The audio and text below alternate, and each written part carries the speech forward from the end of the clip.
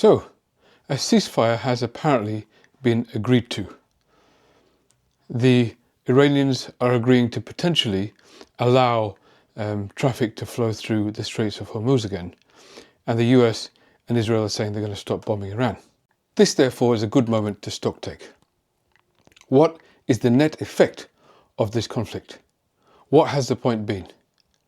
Well, what I'm going to show in this video is that the net effect of this conflict has been to embolden Iran like never before, to give them the kind of power they've never ever had in modern history, and to effectively remove the superpower status from the US once and for all.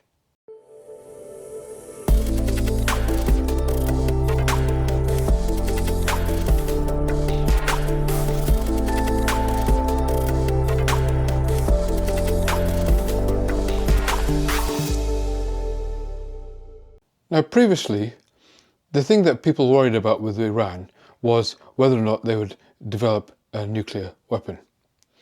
The thing about nuclear weaponry is that it's an all or nothing thing. You can only use it once in extreme circumstances, and if you do, then that's it. You've basically gone to the maximum of your power, and there's nothing you can do in between. Iran never really had any other cards other than the potential to develop a nuclear weapon. But now, because of this conflict, they have another massive card that they can use any time and immediately gain leverage in any situation. You see, Iran borders the Straits of Hormuz, as we know. They've never actually leveraged it in a way that effectively holds the whole world hostage. It was theoretically possible, but no one thought they really would necessarily. I mean, if they're attacked and there's an existential threat against them, as happened, then of course they'll use it, which they did. But which is why successive presidents have never attacked them in this way. However, Iran has now been pushed into a situation where they did that. So during the conflict, Iran basically charged $1 per barrel of oil that passes through the Straits of Hormuz. Remember that some of these tankers are carrying 30 or 40 million barrels of oil. Right? So they're extracting millions or tens of millions of dollars from every ship that passes through the Straits of Hormuz. They've turned it into a massive toll road. And that toll passage has been generating the kind of income that they've never had before. Massive amounts of income. Not only has their oil been flowing to higher prices, but they've also been collecting money from anybody else who's flowing oil from that region, which is massive. 20% of the whole global oil supply comes through that region. So they have managed to capitalize on this in a huge way. And part of their 10-point peace plan involves retaining the ability to make those charges. So this is massively going to embolden Iran's economy and future. Of course, Iran's infrastructure, economy, military capacity has been degraded by this bombing campaign. But they now have a weapon, a tool that they never had before. The ability to charge people to go through the Straits of Hormuz and make significant money from that. Not only that, they actually now have the ability to essentially hijack the global economy whenever they want, because they have proved that very cheaply, using some drones and some rubber dinghies and things, they can effectively do that. And what they did, they gave a live demonstration of their power to the world. Because the consequences of this conflict and the actual impact that it's had on the global economy is huge. Oil prices went up from $61 a barrel before this conflict to $119 a barrel at its peak. This sent shockwaves through the global economy. Now, while stock markets have been peaking and troughing during this conflict, really plummeting and then sort of rallying again when Trump looks like he might be able to make peace, all of this has been going on.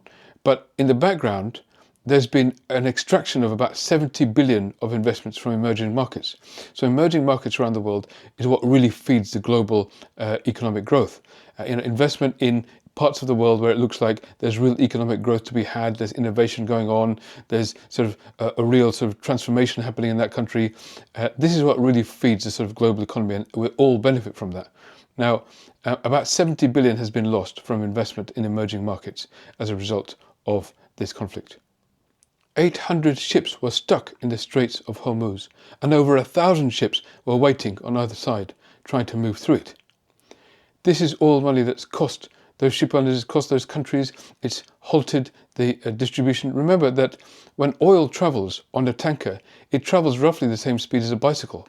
So, so much oil has not been moved, but it takes a long time for those shocks to hit us, because the amount of time it would take for the oil that didn't get through to suddenly appear missing from our own economies, it takes like a month or two. So it's around now in the coming weeks that we'll start to notice shortages happening.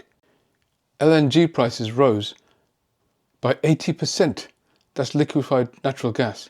Prices rose by 80%, again affecting the real economy. So altogether, there's been a massive hit on the global economy as a result of this. So Iran has effectively proved that anytime we choose, we can basically take a massive chunk out of the global economy, affect all of you. This is no longer a theoretical possibility. This is a reality that we are all now faced with. Iran's power has been absolutely blown up as a result of this.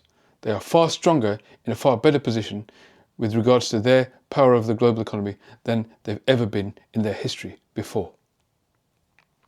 On the other side of the equation, the US's power has been vastly diminished. It's exactly 70 years ago now that something pretty similar happened to Britain in the Suez Canal. That's 1956, when the Prime Minister of the UK then, Anthony Eden, decided to launch military action against Egypt because of their desire to control the Suez Canal. At that point, they were unable to control Egypt. They were unable to complete their military action, and in the end, they had to sue for peace. That was the moment at which the British Empire effectively ended. People realised that the UK was no longer the biggest player on the world stage. They didn't get whatever they wanted whenever they wanted it. The world wasn't their plaything anymore. They had to retreat and realise that they were no longer the global superpower. That was the moment at which everybody realised that the UK's superpower status has gone.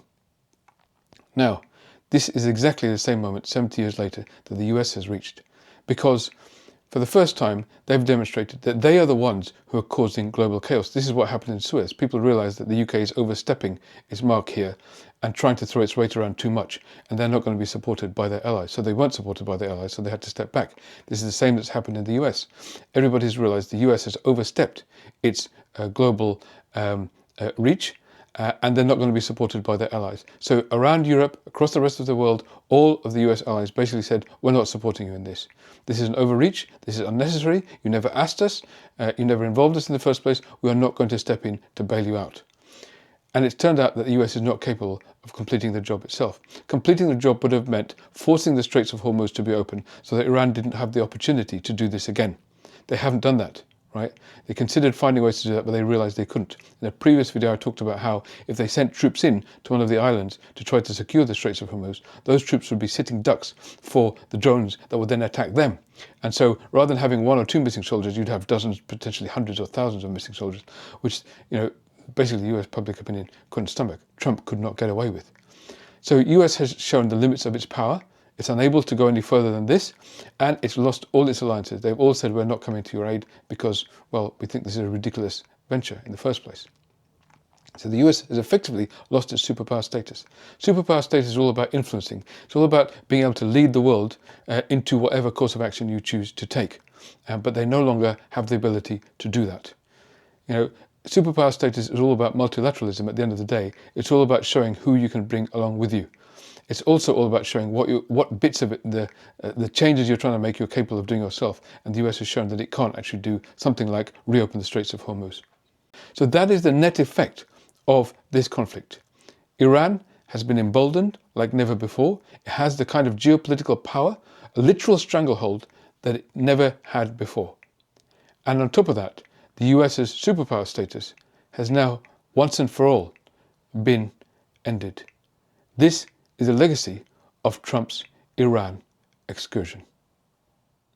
You can really help promote this video to other people and get it on your feed more by liking and commenting and subscribing to the video as well. We have a wonderful community of people here who comment and support each other through this very traumatic period of world history that we're going through right now. I also hope you consider becoming a subscriber to the channel and also subscribing to my e-newsletter. There's a link in the description, and that way we can stay in touch outside the channel, so you can keep abreast of all of the content that I'm making on an ongoing basis. The latest of which actually is my latest book called We the People. Very, very proud of this book. It's actually a novel, a fiction book written by myself and the famous award-winning author T.J. McGregor. Together we wrote a book about what the future might look like. Bit of a dystopian novel, but what might happen if autocracy goes to its next stage, AI predicting the potential end of humanity. I actually made a video about that, it really happened.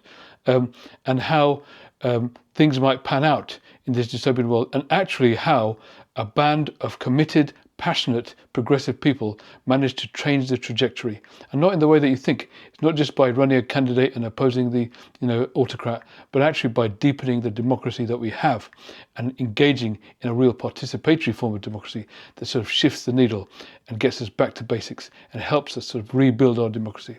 And that's within the context of a really compelling, gripping story, a bunch of fascinating characters, and I assure you, you will not be able to sort of stop turning the page until you get to the end of the book. That's what all the reviewers have said so far. Lots of people love it, and I hope you can get it. You can get it on Amazon, any of the global Amazon bookstores out there. Please do order your copy of We the People. Just put We the People Russell Razak and you'll be able to find it inside Amazon as well. Also, I hope you consider becoming a member of the channel. You can subscribe to a couple of different membership levels.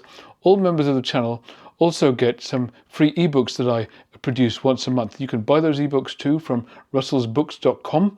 That's russellsbooks.com, and every month I produce a new ebook on that channel, which is really about, these are the non-fiction books I produce with my team, which is really about how to learn about the world around us and the psychologies of the people who govern us, but also how to learn about ourselves, deepen our own self-awareness in a way that helps us navigate this difficult world we're in right now. So those are sort of self-help books that are produced every month, and if you're a member of the channel, you get a sort of 100% discount on those books every month. Otherwise, you can go to russellsbooks.com, as I say, and buy them anytime you like. I really hope you can become a part of this community, as I say. So this sort of supportive community, validating and helping each other, is really worth being a part of, and I hope you can join us as we all join forces to create a better tomorrow together. Thank you.